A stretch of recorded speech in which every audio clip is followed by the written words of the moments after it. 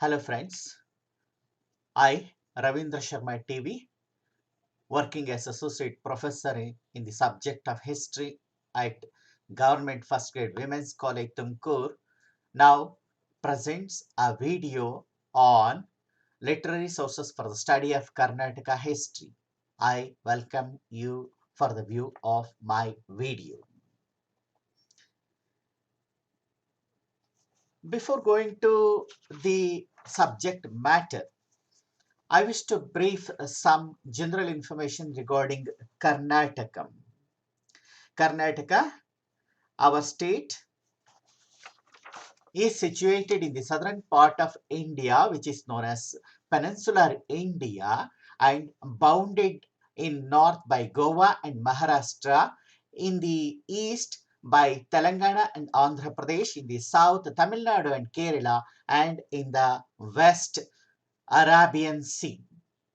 Friends, ನಮಗೆ ಗೊತ್ತಿರತಕ್ಕಂಥ ರೀತಿಯಲ್ಲಿ ನಾವು ಕರ್ನಾಟಕ ಅಂತ ಏನು ನಮ್ಮ ರಾಜ್ಯವನ್ನು ಗುರುತಿಸ್ಕೊಳ್ತೀವಿ, ಈ ರಾಜ್ಯ ಭಾರತದ 28 ರಾಜ್ಯಗಳಲ್ಲಿ ಒಂದಾಗಿರ್ತಕ್ಕಂಥದ್ದು ಮತ್ತು ದಕ್ಷಿಣ ಭಾರತದಲ್ಲಿ ಅದನ್ನ ಪೆನಿನ್ಸುಲಾರ್ ಇಂಡಿಯಾ ಪರ್ಯಾಯ ದ್ವೀಪ, ಭಾರತದ ಪರ್ಯಾಯ ದ್ವೀಪ ಅಂತ ಏನ್ ಕರಿತೀವಿ, ಅಲ್ಲಿ ಇರ್ತಕ್ಕಂಥದನ್ನ ನಾವು ಗುರುತಿಸ್ತೀವಿ.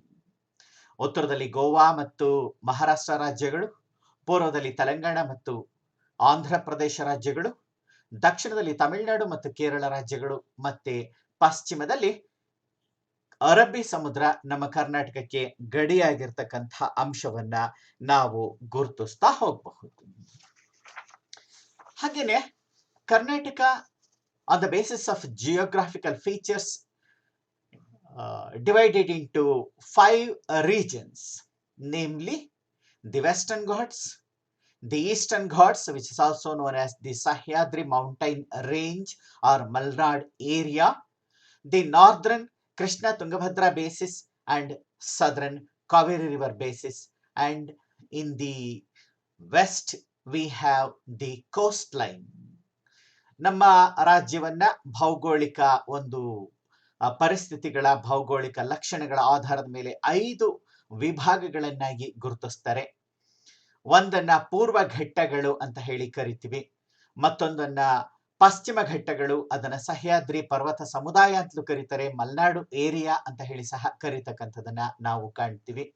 ಹಾಗೆಯೇ ಉತ್ತರದಲ್ಲಿ ಕೃಷ್ಣ ತುಂಗಭದ್ರಾ ನದಿಗಳ ಮುಖಜ ಭೂಮಿ ಪ್ರದೇಶ ಇರತಕ್ಕಂಥದನ್ನ, ದಕ್ಷಿಣದಲ್ಲಿ ಕಾವೇರಿ ನದಿಯಿಂದ ನೀರಾವರಿ ಅನುಕೂಲವನ್ನ ಹೊಂದಿರತಕ್ಕಂತಹ ಪ್ರದೇಶವನ್ನು ಗುರುತಿಸ್ತೀವಿ, ಮತ್ತು 5ನೇದು ಈ ಕರಾವಳಿ ತೀರ ಪ್ರದೇಶ ಅಂತಕ್ಕಂಥ ಅಂಶವನ್ನ ನಾವು ಗುರುತಿಸ್ತಾ ಹೋಗಬಹುದು. ಇನ್ನ ನಮ್ಮ ಕರ್ನಾಟಕ ಏನಿದೆ, ಈ ಕರ್ನಾಟಕ ರಾಜ್ಯ ಅಂತಕ್ಕಂಥದ್ದು ಎಷ್ಟು ಪ್ರಾಚೀನವಾದದ್ದು ಅಂತಕ್ಕಂಥ ಅಂಶವನ್ನ ನಾವು ತಿಳ್ಕೊಳ್ಳಿಕ್ಕೆ ಹೊರಟ್ರೆ, ಕರ್ನಾಟಕದ ಏನ್ಷಿಯಂಟ್ ಒಂದು ಹಿಸ್ಟಾರಿಕಲ್ ಹೆರಿಟೇಜ್ ಅನ್ನು ನಾವು ಗಮನಿಸ್ಲಿಕ್ಕೆ ಹೊರಟ್ರೆ ನಮ್ಮ ಗಮನಕ್ಕೆ ಬರುತ್ತೆ, ಈ ಕರ್ನಾಟಕ ಅಂತಕ್ಕಂಥದ್ದು ಬಹಳ ಪ್ರಾಚೀನವಾಗಿರ್ತಕ್ಕಂಥದ್ದು, ಏನ್ಷಿಯಂಟ್ ಹಿಸ್ಟ್ರಿಯನ್ನ ಹೊಂದಿರತಕ್ಕಂಥ ಲ್ಯಾಂಡ್ ಆಗಿತ್ತು ನಮ್ಮ ಕರ್ನಾಟಕ ಅಂತಕ್ಕಂಥದನ್ನ ನಾವು ಗುರುತಿಸ್ತಾ ಹೋಗ್ತೀವಿ. ಮಹಾಭಾರತ, ಹಾಗೇನೆ ಮೃಚ್ಛಕಟಿಕ, ಶೂದ್ರಕನ ಮೃಚ್ಛಕಟಿಕ, ಬೃಹತ್ ಸಂಹಿತ, ಇವೆಲ್ಲ ಭಾರತದ ಪ್ರಾಚೀನ ಸಾಹಿತ್ಯ ರಾಶಿ. ಅವುಗಳಲ್ಲೇ ನಾವು ನಮ್ಮ ಕರ್ನಾಟಕದ ಒಂದು ಹೆಸರನ್ನ, ಕರ್ನಾಟಕದ ಪ್ರಸ್ತಾಪವನ್ನ ಗುರುತಿಸ್ತಾ ಹೋಗ್ತೀವಿ. In ancient times, Karnataka was known as Kuntala, Punnata, Mahishamandala and by other names. ಪ್ರಾಚೀನ ಕಾಲದಲ್ಲಿ ಕರ್ನಾಟಕವನ್ನ ಕುಂತಳ, ಮಹಿಷ ಮಂಡಲ, ಪುನ್ನಾಟ, ಹೀಗೆ ಬೇರೆ ಬೇರೆ ಹೆಸರುಗಳಿಂದಲೂ ಕರೀತಾ ಇದ್ದಂತಹ ಅಂಶವನ್ನ ನಾವು ಗುರುತಿಸ್ತಾ ಹೋಗಬಹುದು. ಅದೇ ರೀತಿ ಒಳಗೆ ಈ ಕರ್ನಾಟಕ ಅಂತಕ್ಕಂಥ ನಮ್ಮ ನಾಡಿಗೆ ಯಾಕೆ ಹೆಸರು ಬಂತು ಅಂತಕ್ಕಂಥ ಒಂದು ಅಂಶವನ್ನ, ಎಟಿಮಾಲಜಿ ಆಫ್ ಕನ್ನಡ, ಕರ್ನಾಟಕ ಅನ್ನೋದನ್ನ ನಾವು ಗುರುತಿಸ್ಲಿಕ್ಕೆ ಹೊರಟ್ರೆ ನಮ್ಮ ಗಮನಕ್ಕೆ ಬರ್ತಕ್ಕಂಥದ್ದು ಕರ್ನಾಟಕವನ್ನ ಕರ್ನಾಡು ಅಂತ ಹೇಳಿ ಕರೀತಾ ಇದ್ದಿದ್ದು. Karnadu which means land of black soil, ಕಪ್ಪು ಮಣ್ಣಿನ ಪ್ರದೇಶ ಅಂತ ಹೇಳಿ. ಹಾಗೇನೆ ಈ ಪ್ರದೇಶವನ್ನ ಕರೀತಾ ಇದ್ದಿದ್ದು ಕಮ್ಮಿತ್ತು ನಾಡು ಅಂತ ಹೇಳಿ. ಕಮ್ಮಿತ್ತು ನಾಡು ಮೀನ್ಸ್ ಲ್ಯಾಂಡ್ ಆಫ್ ಫ್ರಾಗ್ರೆನ್ಸ್, ಸುವಾಸನೆಯಿಂದ ಕೂಡಿರ್ತಕ್ಕಂತಹ ಪ್ರದೇಶ. ಸುವಾಸನೆ ಯಾಕೆ ಅನ್ನೋದು ನಮಗೆ ಗೊತ್ತಿದೆ. ನಮ್ಮ ಪ್ರದೇಶದಲ್ಲಿ, ನಮ್ಮ ಕರ್ನಾಟಕದಲ್ಲಿ ಹೆಚ್ಚಿನ ಪ್ರಮಾಣದಲ್ಲಿ ಶ್ರೀಗಂಧ ಬೆಳೀತಾ ಇತ್ತು. ಶ್ರೀಗಂಧದ ಸುವಾಸನೆ ಪಸರಿಸಿರ್ತಕ್ಕಂತಹ ಪ್ರದೇಶ ಇದು ಅನ್ನೋ ಅರ್ಥದಲ್ಲಿ ಕರ್ನಾಟಕವನ್ನ ಆ ಹೆಸರಿನಿಂದ, ಕಮ್ಮಿತ್ತು ನಾಡು ಅಂತಕ್ಕಂತಹ ಹೆಸರಿನಿಂದ ಕರಿತಾ ಇದ್ದಿದ್ದನ್ನ ಕಾಣ್ತೀವಿ. And it has also known as Karna ಆಟ. ಕರ್ಣ ಮೀನ್ಸ್ ಇಯರ್, ಆಟ means hearing. Always hear the news of a land. ನಮ್ಮ ನಾಡಿನ ಬಗ್ಗೆ, ನಮ್ಮ ರಾಜ್ಯದ ಬಗ್ಗೆ ಮತ್ತೆ ಮತ್ತೆ ವಿಚಾರಗಳನ್ನ ಕೇಳ್ತಾ ಇದ್ದಿದ್ರಿಂದ ಕಿವಿಯ ಮೇಲೆ ಮತ್ತೆ ಮತ್ತೆ ಯಾವ ಪ್ರದೇಶದ ವಿಷಯಗಳು ಬೀಳ್ತಾ ಇದ್ವೋ ಆ ಪ್ರದೇಶ ಅಷ್ಟು ಪ್ರಸಿದ್ಧವಾದಂತಹ ಪ್ರದೇಶ ಅನ್ನೋದನ್ನ ಸೂಚಿಸೋದಕ್ಕೆ, ಆ ವೆರಿ ಫೇಮಸ್ ಲ್ಯಾಂಡ್ ಅಂತಕ್ಕಂಥದನ್ನ ಸೂಚಿಸೋದಕ್ಕೆ ಇಲ್ಲಿ ಕರ್ಣ ಆಟ ಅನ್ನೋ ಪದವನ್ನ ಬಳಸಿದ್ರು. ಹಾಗೇನೆ ಶಂಭಾಜೇಶಿ ಅವರು, one of the greatest scholar of Karnataka, ಅವರು ಹೇಳ್ತಾರೆ ಕರ್ನಾಟಕ ಅಂತಕ್ಕಂಥ ಹೆಸರು ಬಂದಿದ್ದು because of two distinct tribes which lived in Karnataka in ancient times. One is ಕಣ್ಣ ಅಂಡ್ ಅನದರ್ ಒನ್ ಈಸ್ ನಾಟ.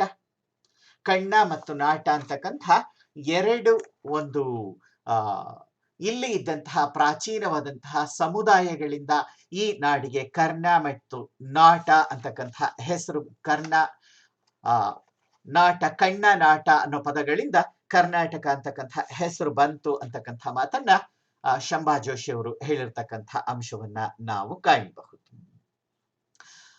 ಇನ್ನು ಏನ್ಷಿಯಂಟ್ ಮೆನ್ಷನ್ ನಮಗೆ ಎಲ್ಲಿ ಸಿಗುತ್ತೆ ಅಂದ್ರೆ, ಅಗೈನ್ ನಾವು ಅಶೋಕನ್ ಇನ್ಸ್ಕ್ರಿಪ್ಷನ್ಸ್ ಅನ್ನ ಕಾಣಬಹುದು. ಅಶೋಕನ್ ಇನ್ಸ್ಕ್ರಿಪ್ಷನ್ಸ್ ಅಲ್ಲಿ a few Kannada words were mentioned ಅಂತ ಹೇಳಿ ಸ್ಕಾಲರ್ಸ್ ಐಡೆಂಟಿಫೈ ಮಾಡಿರ್ತಕ್ಕಂಥ ಅಂಶವನ್ನ ಕಾಣಬಹುದು. ಒನ್ ಅಮಾಂಗ್ ದೆಮ್ ವಾಸ್ ಇಸಿಲ್ಲ, ಬಾಣವನ್ನ ಎಸಿ, ಥ್ರೋ ದಿ ಆರೋ ಅಂತಕ್ಕಂಥ ಮಾತು ಅಲ್ಲಿ ಬಳಕೆ ಆಗಿರ್ತಕ್ಕಂಥ ಅಂಶವನ್ನ ನಾವು ಗುರುತಿಸ್ತಾ ಹೋಗ್ತೀವಿ. ಹಾಗೇನೆ ನಮ್ಮ ಕನ್ನಡ ಭಾಷೆ ಏನಿದೆ, ನಮ್ಮ ನಾಡಿನ ಭಾಷೆ, ಇದು ಎಷ್ಟು ಪ್ರಾಚೀನವಾದದ್ದು ಅಂತಕ್ಕಂಥ ಅಂಶವನ್ನ, ಹೌ ಓಲ್ಡ್ ಇಸ್ ಕನ್ನಡ ಅಂತಕ್ಕಂಥದನ್ನ ನೋಡ್ಲಿಕ್ಕೆ ಹೋದ್ರೆ, Kannada has at least 2000 years of history. That's why Kannada language is one among the classical languages of India ಅಂತ ಹೇಳಿ ಗುರುತಿಸ್ತಕ್ಕಂಥದ್ದು. ಭಾರತದ ಪ್ರಾಚೀನವಾದಂತಹ ಸಮೃದ್ಧವಾದಂತಹ ಭಾಷೆ ಅಂತ ಹೇಳಿ, ಕ್ಲಾಸಿಕಲ್ ಲ್ಯಾಂಗ್ವೇಜ್ ಅಂತ ಹೇಳಿ ಇದನ್ನ ಗುರುತಿಸಿರ್ತಕ್ಕಂಥ ಅಂಶವನ್ನ ನಾವು ಕಾಣ್ತಾ ಹೋಗ್ತೀವಿ. ಅಶೋಕನ ಶಾಸನಗಳ ಹಾಗೆ ಪ್ರಾಚೀನವಾದಂತಹ ಒಂದು ಗ್ರೀಕ್ ನಾಟಕದಲ್ಲಿ, ಪಾಪಿರಸ್ ಸುರುಳಿನಲ್ಲಿ ದೊರೆತಿರ್ತಕ್ಕಂತಹ ಗ್ರೀಕ್ ನಾಟಕದಲ್ಲಿ, ಆ ಗ್ರೀಕ್ ಡ್ರಾಮಾ, ಅದರಲ್ಲಿ ಕನ್ನಡದ ಹಲವಾರು ಪದಗಳು ಇದೆ ಅಂತ ಹೇಳಿ ರಾಷ್ಟ್ರಕವಿ ಮಂಚೇಶ್ವರ ಗೋವಿಂದ ಪೈರವರು ಸಹ ಗುರುತಿಸಿರ್ತಕ್ಕಂಥ ಅಂಶವನ್ನ ನಾವು ಕಾಣಬಹುದು. Well, with this basic information we move to our subject matter, that is sources for the history of Karnataka. Karnataka ಇತಿಹಾಸದ ಆಧಾರಗಳನ್ನು ಕುರಿತು ನಾವು ಗಮನಿಸ್ತಾ ಹೋಗೋಣ. Basically what is sources, what you mean by sources ಅಂತಕ್ಕಂಥ ಮಾತನ್ನ ಗಮನಿಸಬೇಕು, ಮೀನಿಂಗ್ ಅನ್ನ ಗಮನಿಸ್ತೀವಿ. Historical sources are something that tells us about history. ಅರ್ಥಾತ್ ಇತಿಹಾಸದ ಆಧಾರಗಳು ಅಂತ ಹೇಳಿದ್ರೆ, ಇತಿಹಾಸವನ್ನ ಕುರಿತಾಗಿರ್ತಕ್ಕಂಥ ವಿಚಾರಗಳನ್ನ ಯಾವ ತಿಳಿಸ್ತಾ ಹೋಗ್ತವೋ, ಯಾವ ನಮ್ಮ ಗಮನಕ್ಕೆ ತರ್ತಾ ಹೋಗ್ತವೋ, ನಮ್ಗೆ ಪ್ರಾಚೀನ ವಿಚಾರಗಳನ್ನ ಅರ್ಥ ಮಾಡ್ಕೊಳ್ಳಿಕ್ಕೆ ನೆರವಾಗ್ತವೋ, ಆ ಎಲ್ಲ ಅಂಶಗಳನ್ನ ಐತಿಹಾಸಿಕ ಆಧಾರಗಳು, ಸೋರ್ಸಸ್ ಆಫ್ ಹಿಸ್ಟ್ರಿ ಅಂತ ಹೇಳಿ ಕರೀತೀವಿ. What is the significance of sources in studying history ಅಂತ ಹೇಳಿ ನೋಡ್ಲಿಕ್ಕೆ ಹೋದ್ರೆ, ಇತಿಹಾಸದ ಆಧಾರಗಳ ಮಹತ್ವ ಏನು ಅಂತ ಹೇಳಿ ನಾವು ಗಮನಿಸ್ಲಿಕ್ಕೆ ಹೋದ್ರೆ, they served as evidences to know the past ಅಂತಕ್ಕಂಥದ್ದು. Without sources we can not trace history, we can not reconstruct history. ಆಧಾರ ಇಲ್ಲ ಅಂದ್ರೆ ಇತಿಹಾಸವನ್ನ ಅಧ್ಯಯನ ಮಾಡ್ಲಿಕ್ಕೂ ಆಗೋದಿಲ್ಲ, ಗುರುತಿಸೋದಕ್ಕೂ ಆಗೋದಿಲ್ಲ, ಮತ್ತೆ ಪುನರ್ರಚನೆ ಮಾಡ್ಲಿಕ್ಕೂ ಆಗೋದಿಲ್ಲ. ಹಾಗಾಗಿ sources very very very important in history. ಅವು ಪ್ರಾಚೀನ ಕಾಲದ ಘಟನಾವಳಿಗಳನ್ನ ನಾವು ಗುರುತಿಸ್ಲಿಕ್ಕೆ ಅತಿ ಮುಖ್ಯವಾದಂತಹ ಸಾಧನೆಗಳು ಅನ್ನೋದನ್ನ ಗಮನಿಸಬಹುದು. ಇನ್ನು ಕ್ಲಾಸಿಫಿಕೇಶನ್ ಆಫ್ ಹಿಸ್ಟ್ರಿ ಅಂತಕ್ಕಂಥದನ್ನ ಗಮನಿಸ್ಲಿಕ್ಕೆ ಹೋದ್ರೆ, how to classify historical sources ಅನ್ನೋದನ್ನ ಗಮನಿಸ್ಲಿಕ್ಕೆ ಹೋದ್ರೆ, basically scholars classified historical sources into two parts. One is primary sources and another one is secondary sources. ಇತಿಹಾಸದ ಆಧಾರಗಳನ್ನ ಪ್ರಾಥಮಿಕ ಆಧಾರಗಳು ಮತ್ತೆ ದ್ವಿತೀಯ ಸ್ವರೂಪದ ಆಧಾರಗಳು ಅಂತ ಹೇಳಿ ಗುರುತಿಸ್ತಾರೆ. ಪ್ರಾಥಮಿಕ ಆಧಾರಗಳು ಅಂತ ಹೇಳಿದ್ರೆ ನಾವಲ್ಲಿ ಬಹುತೇಕವಾಗಿ ಕಾಣ್ತಕ್ಕಂಥದ್ದು ಆರ್ಕಿಯೋಲಾಜಿಕಲ್ ಎವಿಡೆನ್ಸಸ್ ಅನ್ನ. ಅಲ್ಲಿ ಆರ್ಕಿಯೋಲಾಜಿಕಲ್ ಎವಿಡೆನ್ಸಸ್ ಅಲ್ಲಿ ನಾವು ಗಮನಿಸ್ತಾ ಹೋಗ್ತೀವಿ ಇನ್ಸ್ಕ್ರಿಪ್ಷನ್ಸ್ ಅನ್ನ, ಕಾಯಿನ್ಸ್ ಅನ್ನ, ಮಾನ್ಯುಮೆಂಟ್ಸ್ ಅನ್ನ, ಮತ್ತೆ ಹಿಸ್ಟಾರಿಕಲ್ ರೆಮಿನೆಂಟ್ಸ್ ಏನಿರುತ್ತೆ, ರಾಲಿಕ್ಸ್ ಏನಿರುತ್ತೆ, ಅವುಗಳನ್ನ ಗುರುತಿಸ್ತಾ ಹೋಗ್ತೀವಿ. ಪುರಾತತ್ವ ಆಧಾರಗಳು, ಭೂ ಸಂಶೋಧನೆಗಳಿಂದ ದೊರೆತಿರ್ತಕ್ಕಂತಹ ಅಂಶಗಳನ್ನ, ಹಾಗೆ ಪಳೆಯುಳಿಕೆಗಳನ್ನ ಗಮನಿಸ್ತಾ ಹೋಗ್ತೀವಿ. ವ್ಯಕ್ತಿಗಳ, ಪ್ರಾಣಿಗಳ, ನಗರಗಳ ಅವಶೇಷಗಳನ್ನ ಗುರುತಿಸ್ತಾ ಹೋಗ್ತೀವಿ. ಹಾಗೇನೆ ನಾವು ಶಾಸನಗಳನ್ನ ಅಧ್ಯಯನ ಮಾಡ್ತೀವಿ, ನಾಣ್ಯಗಳನ್ನ ಅಧ್ಯಯನ ಮಾಡ್ತಾ ಹೋಗ್ತೀವಿ, ಸ್ಮಾರಕಗಳನ್ನ ಅಧ್ಯಯನ ಮಾಡ್ತೀವಿ. ಪ್ರೈಮರಿ ಸೋರ್ಸಸ್ ಅಥವಾ ಪ್ರಾಥಮಿಕ ಆಧಾರಗಳಿವೆ. And secondary sources comprises literary sources. ದ್ವಿತೀಯ ಸ್ವರೂಪದ ಆಧಾರಗಳು ಅಂತ ಹೇಳಿದಾಗ ಅದು ಸಾಹಿತ್ಯದ ಆಧಾರ ಅಂತ ಹೇಳಿ ಕರಿತೀವಿ. Why we call literary sources as secondary sources ಅಂತ ಹೇಳಿ ನೋಡ್ಲಿಕ್ಕೆ ಹೋದ್ರೆ, ಯಾಕೆ ಸಾಹಿತ್ಯದ ಆಧಾರಗಳನ್ನ ದ್ವಿತೀಯ ಸ್ವರೂಪದ ಆಧಾರಗಳು ಅಂತ ಹೇಳಿ ಗುರುತಿಸ್ತೀವಿ ಅಂತ ಹೇಳಿದ್ರೆ, ಮೆನಿ ಟೈಮ್ಸ್ ನಮ್ಗೆ ಗೊತ್ತಿರತಕ್ಕಂತಹ ರೀತಿಯಲ್ಲಿ ಕವಿಗಳು, ವಿದ್ವಾಂಸರು, ಬರಹಗಾರರು ಏನಿರ್ತಿದ್ರು ಬಹುತೇಕವಾಗಿ ರಾಜರ ಆಸ್ಥಾನದಲ್ಲಿ ಇರ್ತಾ ಇದ್ದಂಥವ್ರು, ರಾಜರ ಕೃಪಾ ಪೋಷಣೆಯಲ್ಲಿ ಇರ್ತಾ ಇದ್ದರು. ತಮ್ಮ ಪ್ಯಾಟ್ರನ್ಸ್ ಏನಿರ್ತಿದ್ರು, ರಾಜರು ಏನಿರ್ತಿದ್ರು, ತಮ್ಗೆ ಯಾರು ಆಶ್ರಯವನ್ನ ಕೊಟ್ಟಿದ್ರು, ಬಹುತೇಕವಾಗಿ ಅವರನ್ನ ಹೊಗಳುವ, ಅವ್ರ ಬಗ್ಗೆ ಹೆಚ್ಚಿನ ಒಂದು ಇಮ್ಯಾಜಿನೇಟರಿ ವಿಷಯಗಳನ್ನ, ಕಾಲ್ಪನಿಕ ವಿಚಾರಗಳನ್ನ ತುಂಬತಕ್ಕಂಥ ಕೆಲಸ ಮಾಡಿದ್ದಾರೆ. So one should very careful in going through literary sources. ಸಾಹಿತ್ಯದ ಆಧಾರಗಳನ್ನ ಇತಿಹಾಸದ ಆಧಾರವಾಗಿ ಬಳಸಬೇಕಾದ್ರೆ ಹೆಚ್ಚಿನ ಒಂದು ಪರಿಶ್ರಮವನ್ನು ಪಡಬೇಕಾಗುತ್ತೆ. ಸಾಕಷ್ಟು ವಿಚಾರಗಳನ್ನ ವಿಮರ್ಶೆ ಮಾಡಿ ಇತರ ಆಧಾರಗಳನ್ನ ಬದಿಗಿಟ್ಕೊಂಡು, ಪಕ್ಕದಲ್ಲಿ ಇಟ್ಕೊಂಡು ನಾವು ಸಾಹಿತ್ಯದ ಆಧಾರಗಳ ಮಹತ್ವವನ್ನು ಅರ್ಥ ಮಾಡ್ಕೊಳ್ತಾ ಹೋಗ್ಬೇಕಾಗುತ್ತೆ.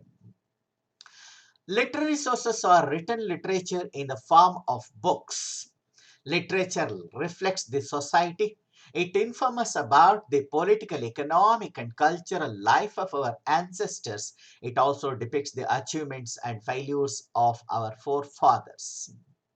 ಹಾಗಂದ್ರೆ ಈ ಸಾಹಿತ್ಯ ಅಂತಕ್ಕಂಥದ್ದೇನಿದೆ ಅದು ಬರಹ ರೂಪದಲ್ಲಿ, ಗ್ರಂಥಸ್ಥ ರೂಪದಲ್ಲಿ ಇರ್ತಕ್ಕಂಥ ಮಾಹಿತಿ ಅದು. ಹಾಗೇನೆ ಸಾಹಿತ್ಯ ಅಂತಕ್ಕಂಥದ್ದು ಸಮಾಜದ ಕನ್ನಡಿ ಇದ್ದ ಹಾಗೆ, ದರ್ಪಣ ಇದ್ದ ಹಾಗೆ. ಸಮಾಜದಲ್ಲಿ, ಆಯಾ ಕಾಲದ ಸಮಾಜದಲ್ಲಿ ಏನು ಘಟನಾವಳಿಗಳು ನಡೀತಾ ಇರುತ್ತೆ ಅದನ್ನ ಸಾಹಿತ್ಯ ಪ್ರತಿಬಿಂಬಿಸ್ತಾ ಹೋಗ್ತಕ್ಕಂಥದನ್ನ ನಾವು ಗಮನಿಸ್ತೀವಿ. ಹಾಗೆ ಸಾಹಿತ್ಯ ಅಂತಕ್ಕಂಥದ್ದು ಆಯಾ ಕಾಲದ ರಾಜಕೀಯ, ಆರ್ಥಿಕ ಮತ್ತು ಸಾಂಸ್ಕೃತಿಕ ವಿಚಾರಗಳನ್ನ ಪ್ರತಿಬಿಂಬಿಸ್ತಾ ಹೋಗುತ್ತೆ. ಮತ್ತೆ ಅದು ನಮ್ಮ ಹಿರಿಯರ ಸಾಧನೆಗಳನ್ನ, ವಿಫಲತೆಗಳನ್ನ ಸಹ ಪಟ್ಟಿ ಮಾಡ್ತಾ ಹೋಗ್ತಕ್ಕಂಥದನ್ನ ನಾವು ಗಮನಿಸ್ತೀವಿ. Literary sources can be classified into indigenous and foreign accounts. ಐತಿಹಾಸಿಕ ಆಧಾರಗಳನ್ನ, ಅದರಲ್ಲೂ ಸಾಹಿತ್ಯದ ಆಧಾರಗಳನ್ನ ಸ್ವದೇಶಿ ಸಾಹಿತ್ಯ, ಇಂಡಿಜಿನಿಯಸ್ ವರ್ಕ್ಸ್ ಅಂತ ಹೇಳಿ, ಇಂಡಿಜಿನಿಯಸ್ ಲಿಟರೇಚರ್ ಅಂತ ಹೇಳಿ, ಹಾಗೇನೆ ವಿದೇಶಿ ಬರವಣಿಗೆಗಳು ಅಥವಾ ಫಾರಿನ್ ಅಕೌಂಟ್ಸ್ ಅಂತ ಹೇಳಿ ವಿಭಾಗ ಮಾಡ್ಕೊಳ್ತೀವಿ. ನಾವಿಲ್ಲಿ ಕರ್ನಾಟಕದ ಇತಿಹಾಸಕ್ಕೆ ಸಾಹಿತ್ಯದ ಆಧಾರಗಳು ಅಂತ ಹೇಳಿ ನೋಡ್ತಾ ಹೋದಾಗ ಎಲ್ಲ ಆಧಾರಗಳನ್ನು ಗಮನಿಸಲಿಕ್ಕೆ ಸಾಧ್ಯ ಇಲ್ಲ. ನ್ಯೂಮರಿಯಸ್ ವರ್ಕ್ಸ್ ಆರ್ ದೇರ್. ನಾವು ಸೆಲೆಕ್ಟೆಡ್ ಫ್ಯೂ ಅಷ್ಟನ್ನೇ ಗಮನಿಸ್ತಕ್ಕಂಥದ್ದು, ಆಯ್ದ ಕೆಲವನ್ನ ಮಾತ್ರ ಗಮನಿಸ್ತೀವಿ ನಮ್ಮ ಒಂದು ವಿಚಾರಕ್ಕೋಸ್ಕರ. ಪ್ರಮುಖವಾಗಿ ನಾವು ಇಂಡಿಜಿನಿಯಸ್ ವರ್ಕ್ ಅಂತ ಏನ್ ಕಾಣ್ತಾ ಹೋಗ್ತೀವಿ, indigenous works are in Kannada, Sanskrit, Telugu, Marathi, Tamil and other Indian languages ಅಲ್ಲಿ ನಾವು ಗಮನಿಸ್ತಾ ಹೋಗ್ತೀವಿ. ಕರ್ನಾಟಕ ಇತಿಹಾಸಕ್ಕೆ ಸ್ವದೇಶಿ ಆಧಾರಗಳನ್ನು ಗಮನಿಸಿದಾಗ ಪ್ರಮುಖವಾಗಿ ಕನ್ನಡ ಭಾಷೆಯಲ್ಲಿ, ಸಂಸ್ಕೃತ ಭಾಷೆಯಲ್ಲಿ, ತೆಲುಗು, ತಮಿಳು ಭಾಷೆಗಳಲ್ಲಿ ಇರ್ತಕ್ಕಂತಹ ಸಾಹಿತ್ಯವನ್ನ ಆಧಾರವಾಗಿ ಪಡ್ಕೊಳ್ತೀವಿ. ಇನ್ನು ನಾವು ಡೈನಾಸ್ಟಿಕ್ ವೈಸ್ ಅಲ್ಲಿ ಗಮನಿಸ್ತಾ ಹೋಗೋಣ. ಯಾವ ಯಾವ ರಾಜರ ಕಾಲಕ್ಕೆ ಅಥವಾ ಯಾವ ಯಾವ ರಾಜವಂಶಗಳ ಕಾಲಕ್ಕೆ ಸಂಬಂಧಪಟ್ಟಂತಹ ಸಾಹಿತ್ಯದ ಆಧಾರಗಳು ನಮಗೆ ದೊರಕ್ತಾ ಇದೆ ಅಂತಕ್ಕಂಥದನ್ನ ನಾವು ಪಟ್ಟಿ ಮಾಡ್ತಾ ಹೋದ್ರೆ, no literary sources available for the study of Kadamba history ಅಂತಕ್ಕಂಥದ್ದು ನಮಗೆ ಗೊತ್ತಿದೆ. ಕದಂಬರ ಇತಿಹಾಸವನ್ನ ಕುರಿತು ಅಧ್ಯಯನ ಮಾಡಲಿಕ್ಕೆ ನಮಗೆ ಸಾಹಿತ್ಯ ಸ್ವರೂಪದ ಆಧಾರಗಳು ದೊರಕೇ ಇಲ್ಲ. ಶಾಸನಗಳು ಹಾಗೇನೆ ನಾವು ಪ್ರಾಕ್ತನ ಶಾಸ್ತ್ರದ ಆಧಾರಗಳನ್ನ, ಸ್ಮಾರಕಗಳನ್ನ ಇಟ್ಕೊಂಡು ಅದನ್ನ ಗುರುತಿಸ್ತಾ ಹೋಗ್ತಕ್ಕಂಥದ್ದು. ಇನ್ನ ಚಾಲುಕ್ಯಸ್ ಆಫ್ ಬಾದಾಮಿ ಆ ಹಿಸ್ಟ್ರಿಯನ್ನು ಗಮನಿಸಲಿಕ್ಕೆ ಹೋದ್ರೆ, Kaumudi Mahotsava by Vijjika or Vijayambika helps us to know the Chalukyan history, but it is not available in its original form. ನಮ್ಗೆ ಗೊತ್ತಿದೆ, ಚಾಲುಕ್ಯ ಎರಡನೇ ಪುಲಕೇಶಿಯ ಸೊಸೆ ಇವಳು ವಿಜ್ಜಿಕಾ, ವಿಜಯ ಮಹಾದೇವಿ ಅಂತಕ್ಕಂಥವಳು ಕೌಮುದಿ ಮಹೋತ್ಸವ ಅಂತಕ್ಕಂಥ ಒಂದು ನಾಟಕವನ್ನ ಆಕೆ ಬರೆದಿರ್ತಕ್ಕಂಥದ್ದನ್ನ, ವಸಂತೋತ್ಸವದ ನಾಟಕವನ್ನ ಬರೆದಿರ್ತಕ್ಕಂಥದ್ದನ್ನ ನಾವು ಕಾಣ್ತೀವಿ. ಕರ್ನಾಟಕ ಸರಸ್ವತಿ ಎನಿಸ್ಕೊಂಡಿದ್ದವಳು ಆಕೆ, ತುಂಬಾ ದೊಡ್ಡ ವಿದ್ವಾಂಸೆ, ತನ್ನನ್ನ ಕಾಳಿದಾಸನಿಗೆ ಸರಿಸಮವಾದ ಮಹಾಪಂಡಿತೆ ಅಂತ ಹೇಳಿ ಕರ್ಕೊಂಡಿರ್ತಾಳೆ. ಆದ್ರೆ ಆಕೆಯ ಗ್ರಂಥ ನಮಗೆ ಮೂಲ ಸ್ವರೂಪದಲ್ಲಿ ಇದುವರೆಗೆ ದೊರೆತಿಲ್ಲ. Vijaya Bhattarika was a daughter-in-law of Pulkeshi II of Chalukyan dynasty. She has been described as Saraswati of Karnataka and wrote a drama called Kaumudi Mahotsava in Sanskrit. The play narrates the story of Prince Kalyanavarman of Magadha. ಈ ನಾಟಕ ಕೌಮುದಿ ಮಹೋತ್ಸವ ಅಂತಕ್ಕಂಥದ್ದು ಮಗಧದ ರಾಜಕುಮಾರ ಕಲ್ಯಾಣವರ್ಮನ ಕಥೆಯನ್ನ ಇಟ್ಕೊಂಡು ಹೇಳ್ತಕ್ಕಂಥದ್ದು. ಆದ್ರೆ ಹಾಗೆ ಹೇಳ್ಬೇಕಾದ್ರೆ ಸಹ ಕನ್ನಡ ನಾಡಿನ ಸಾಕಷ್ಟು ವಿಚಾರಗಳನ್ನ, ಚಾಲುಕ್ಯ ಆಡಳಿತದ ಸಾಕಷ್ಟು ವಿಚಾರಗಳನ್ನ ಅದು ಪ್ರತಿಬಿಂಬಿಸಿದೆ. ದುರದೃಷ್ಟವಶಾತ್ ಆ ಗ್ರಂಥ ನಮಗೆ ಮೂಲ ಸ್ವರೂಪದಲ್ಲಿ ದೊರೆತಿಲ್ಲ. ಇನ್ನು ಬಾದಾಮಿ ಚಾಲುಕ್ಯನ್ ಪೀರಿಯಡ್ಗೆ ಸಂಬಂಧಪಟ್ಟ ಹಾಗೆ Shivabhattarika, a court poet of Jayasimha of Gujarat, wrote Haraparvatiya. In this work, he gave some information about Chalukyas of Badami. ಈ ಒಂದು ಹರಪಾರ್ವತೀಯ ಅಂತಕ್ಕಂಥ ಗ್ರಂಥವನ್ನ ಶಿವಭಟ್ಟಾರಕ ಅಂತಕ್ಕಂಥ ಪಂಡಿತ ಬರೆದಿದ್ದಾನೆ. ಆತ ಗುಜರಾತ್ ಚಾಲುಕ್ಯ ಜಯಸಿಂಹನ ಆಸ್ಥಾನ ಕವಿಯಾಗಿದ್ದಂಥವನು. ನಮ್ಗೆ ಗೊತ್ತಿದೆ, ಗುಜರಾತ್ ಚಾಲುಕ್ಯರು ಮೂಲ ಬಾದಾಮಿ ಚಾಲುಕ್ಯ ವಂಶಸ್ಥರೇ ಆಗಿದ್ರು ಅಂತಕ್ಕಂಥದ್ದು ನಮ್ಗೆ ತಿಳಿದಿರತಕ್ಕಂಥ ವಿಚಾರ. ಬಾದಾಮಿ ಚಾಲುಕ್ಯ ವಂಶದ ಬಗ್ಗೆ ಸ್ವಲ್ಪ ಮಟ್ಟಿನ ವಿಚಾರಗಳು ಅಲ್ಲಿ ತಿಳಿತಕ್ಕಂಥದನ್ನ ನಾವು ಕಾಣ್ತೀವಿ. ಇನ್ನ ಗಂಗಾ ಪೀರಿಯಡ್ಗೆ ಮೂವ್ ಆದ್ರೆ ನಮ್ ಗಮನಕ್ಕೆ ಬರ್ತಕ್ಕಂಥದ್ದು ಚೌಂಡರಾಯ ರೋಟ್ ಚೌಂಡರಾಯ ಪುರಾಣ. ಶ್ರೀ ಪುರುಷ wrote a treatise on elephants called Gajashastra and King Shivamara II wrote ಗಜಾಷ್ಟಕ. ನೋಡಿ, ಈ ಗ್ರಂಥಗಳು ಚೌಂಡರಾಯ ಪುರಾಣ ಅಂತಕ್ಕಂಥದ್ದು ನಮ್ಗೆ ಗೊತ್ತಿದೆ. ಚೌಂಡರಾಯ ಗಂಗರ ಮಂತ್ರಿಯಾಗಿ ಕೆಲಸ ಮಾಡಿದಂತಹ ವ್ಯಕ್ತಿ, ಸೇನಾಧಿಕಾರಿಯಾಗಿ ಕೆಲಸ ಮಾಡಿದಂತಹ ವ್ಯಕ್ತಿ, ಬಹುದೊಡ್ಡ ಆಡಳಿತಗಾರ, ಹಾಗೇನೆ ಆತ ದೊಡ್ಡ ವಿದ್ವಾಂಸನೂ ಆಗಿದ್ದ. ನಮ್ಮ ನೆನಪಿನಲ್ಲಿದೆ, ಚಾವುಂಡರಾಯನೇ ಶ್ರವಣಬೆಳಗೊಳದ ಗೋಮಟೇಶ್ವರ ಮಹಾಮೂರ್ತಿಯ ನಿರ್ಮಾಣಕ್ಕೆ ಕಾರಣನಾದಂತಹ ವ್ಯಕ್ತಿ. ಅವನ ಗ್ರಂಥದಲ್ಲಿ ಗಂಗಾ ಕಾಲದ ಸಮಾಜದ ಕೆಲವೊಂದು ವಿಚಾರಗಳ ಪ್ರಸ್ತಾಪ ಇದೆ. ಶ್ರೀ ಪುರುಷ ಗಂಗಾದೊರೆ ಹಾಗೆ ಶಿವಮಾರ ಗಂಗಾದೊರೆ ಇವರು ಗಜಶಾಸ್ತ್ರ ಮತ್ತು ಗಜಾಷ್ಟಕ ಅಂತಕ್ಕಂಥ ಗ್ರಂಥಗಳನ್ನ ಬರೆದಿರ್ತಕ್ಕಂಥದನ್ನ ಕಾಣ್ತೀವಿ. ಇದು ಪ್ರಾಣಿಶಾಸ್ತ್ರಕ್ಕೆ ಸಂಬಂಧಪಟ್ಟಂತಹ ಗ್ರಂಥಗಳಾದ್ರೂ ಅಂದಿನ ಕಾಲದ ಹಲವಾರು ವಿಚಾರಗಳು ಇಲ್ಲಿ ಪ್ರಸ್ತಾಪ ಆಗಿವೆ. ಇನ್ನು ನಾಗವರ್ಮ ರೋಟ್ ಚಂದೋಂಬುದಿ, ಅರ್ಲಿಯೆಸ್ಟ್ ಕನ್ನಡ ಪ್ರೊಸೊಡಿ. ಇದು ಈ ಕನ್ನಡ ಭಾಷೆಯ ಮೊದಲ ಒಂದು ಲಾಕ್ಷಣಿಕ ಗ್ರಂಥ ಅಂತ ಹೇಳಿ ಕರಿತೀವಿ, ನಾಗವರ್ಮನ ಚಂದೋಂಬುಧಿ ಅಂತಕ್ಕಂಥದ್ದು. ಹಾಗೇನೆ ಆತ ಕರ್ನಾಟಕ ಕಾದಂಬರಿ ಅಂತ ಹೇಳಿ ಬರೆದಿದ್ದಾನೆ. ಇದು ಸಹ ಅತಿ ಮುಖ್ಯವಾಗಿರ್ತಕ್ಕಂಥ ಗ್ರಂಥ. ಈ ಗ್ರಂಥಗಳು ಕಥಾ ಗ್ರಂಥಗಳಾಗಿದ್ರು. ಒಂದು ಲಾಕ್ಷಣಿಕ ಗ್ರಂಥ, ಮತ್ತೊಂದು ಕಥಾ ಗ್ರಂಥವಾಗಿದ್ರು. ಭಾಷಾಶಾಸ್ತ್ರ ಗ್ರಂಥ ಮತ್ತು ಕಥಾ ಕಾದಂಬರಿ ಗ್ರಂಥವಾಗಿದ್ರು.